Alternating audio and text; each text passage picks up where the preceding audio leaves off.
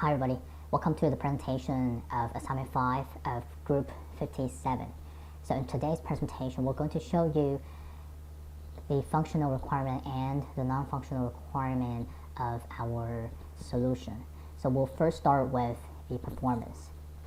Okay, we're going to improve the performance of our Java application in 5 different dimensions.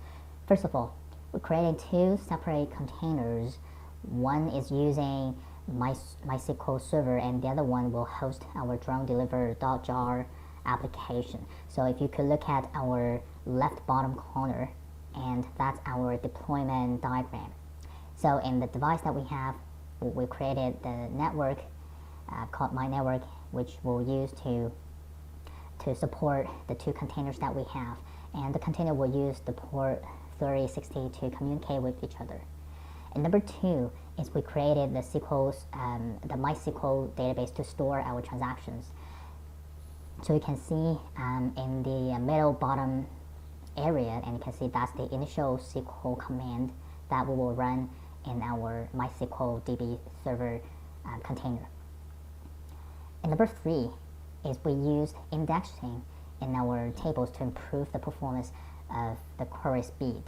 For example, if you look at the bottom area in the middle, and you can see, for example, in the stores table, we have the store name, that revenue, purchase, overload, location X and location Y.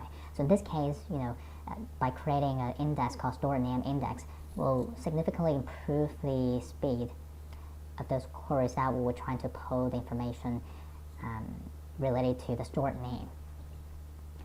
Okay, and the next one is we use the caching technique to improve the query efficiency. So in this case, I hope you can look at our right hand area. This is our code. What I'm showing you is the caching function. Okay, so we create the functions like display stores ops. So this function is designed for the store management to browse the information. So the store management, they're not very likely to create a new store very frequently. So in this case, we create the hash map as a cache, and if they do have information stored in this cache, then they can directly pull from this hash map. If they don't have the information within this caching hash map, then they will go to our database to pull the information from there, directly from the table. And last but not least, we use load testing to help us better understand the performance of our application and also the load of our 2 containers. So here on the screen, I'm showing you how we did it. So we did an iteration of 100, and also we initiate 5 threads to query our server container simultaneously, and this function will show us how many times it runs for each thread. So in this case, we can understand if there's any load issue or traffic issue for our containers, and we can use this information to improve our solution in the future. And that's the 5 dimensions how we improve our solution. And now I'm going to show you how we set up our environment. So to set up our environment, we do need 2 terminals to open. So the first terminal will create the MySQL container. After my network has been created, we're going to run our second command, which is going to start our MySQL container, which will also create the root password and also the database that we're going to use called DB 2023-6310. Okay, so the container has been initiated, then we have to do some admin work. This is the command that we're going to run our initial SQL command, including create a bunch of tables to support our application.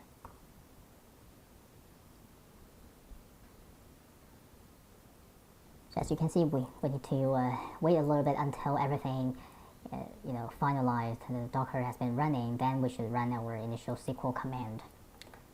The next one, we're going to log into our MySQL server container by using this command. Okay, so now we're in MySQL, and here we're going to create our user and also grant the access so that our application can use and interact with our databases. Okay, so that's everything for our first terminal. And for the second one, what we need to do is first we have to build our GovTech drone delivery application.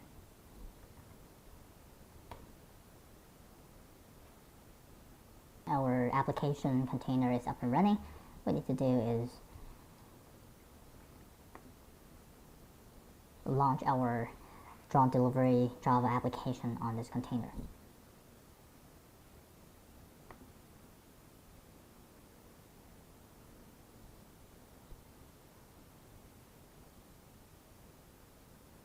And now we can see we're here in our grocery delivery service, and database connection has been established. Now I'm going to hand over to my teammate for the rest of the demonstration. Hi, this is Jiali. I will introduce our Angry Bird function modification here. First, we add an Angry Bird class. We add MakeBird DisplayBird method in delivery service class. Users can input the initial 8 properties, such as bird ID, their location, and the attack probabilities, and also change frequency. Here, change frequency is how many times a bird can change their location in a certain time. In order to implement Angry Bird function, we also add address variables in customer class, store class, and also in drone. After user defined birds, in order to determine whether or not the bird will attack the drone, we need to update the location for drone and bird. We have the update location method in drone class. Also, we got the update location method in the Angry Bird class. Also, we assume the bird's move is not following a specific walk. It can move instantly from one location to another. And we got the is-tagged method in the drone class determines whether a drone is attacked by any of the Angry Birds in a given site of birds. For each iteration, the method also loops through the site of Angry Birds, update the location using update location method for the birds. It then calculates the distance between the drone and each Angry Bird, and if the distance is less than the bird's attack probabilities, multiple by 100, the method will return true to indicate that the drone has been attacked. If the attack occurred, we add the repair cost for the drone. It may just reduce the revenue for the store. And also, if attacked, the drone will lose fuels, since it needs to go back to the store for repair. Also, if attacked, we offer customers additionally like credit for the inconvenience.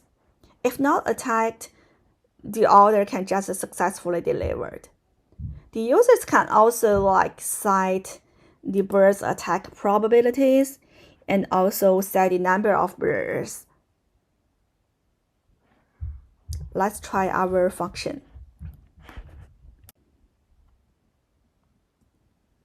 Okay, now let's see how our function works under challenging conditions. We have set up an initial group of birds with relatively high attack probabilities. Let's see, these are relatively high probabilities. To save time, we have already placed several orders and generated the birds with their initial properties. Now we want to see if our drone can successfully deliver the order. Let's try purchase one order from the Kroger store.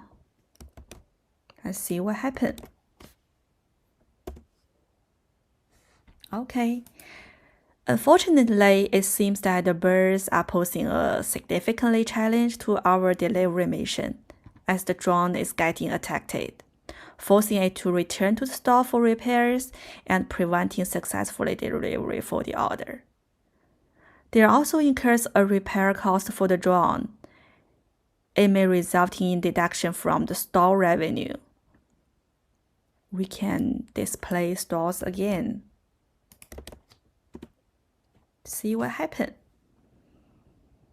Previously, the Kroger store's revenue is $33,000, and now after the attack, the Kroger store has revenue $32,950. Additionally, we offer customer credit as a gesture of apology for the inconvenience caused. Let's try display customers to see what changed. Previously, the Alina Apple, this customer has credit 100. Now she got like 110. Let's try another order.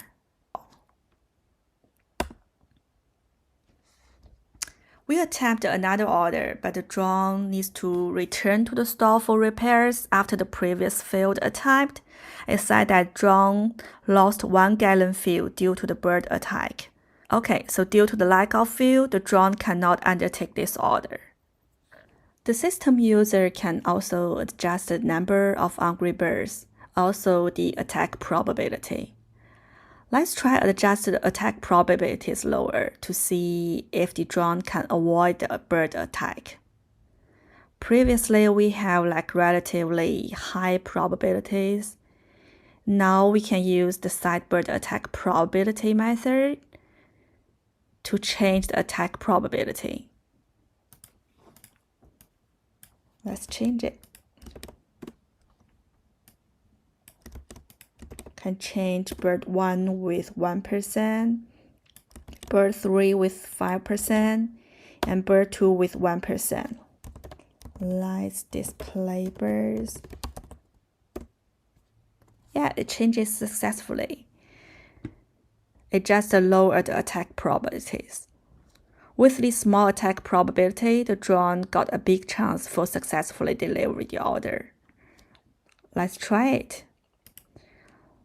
Let's purchase the order again. Okay, we got it. It says that no attack, delivery succeed. Then we try to change the number of angry birds. Let's display birds to see what we have right now. Okay, we got only 3 birds right now, and each with relatively low attack probability. As a result, the drone can deliver the order successfully in most instances. We have already proved it previously. Now let's consider a scenario where, let's say, there are like 80 birds or 100 birds in the delivery range. We can use our side number of birds method to change the numbers of birds. We can change the number bigger, or we can change the number smaller. Now let's set the number of birds to 100. We display birds again. Okay, now we got like 100 birds. Even with like each probability is relatively smaller, but like we got like 100 birds flying all around the sky. In this case, the probability of the drone being attacked increases significantly. Let's try purchase the order again to see what will happen. It making it more challenging to complete the delivery. It says the drone is attacked by the bird. It incurs a repair cost for the drone, and the customer got additional credit for the inconvenience, and drone lost fuels due to the bird attack. Okay, that is all for our Angry Bird function modification. Thank you for watching.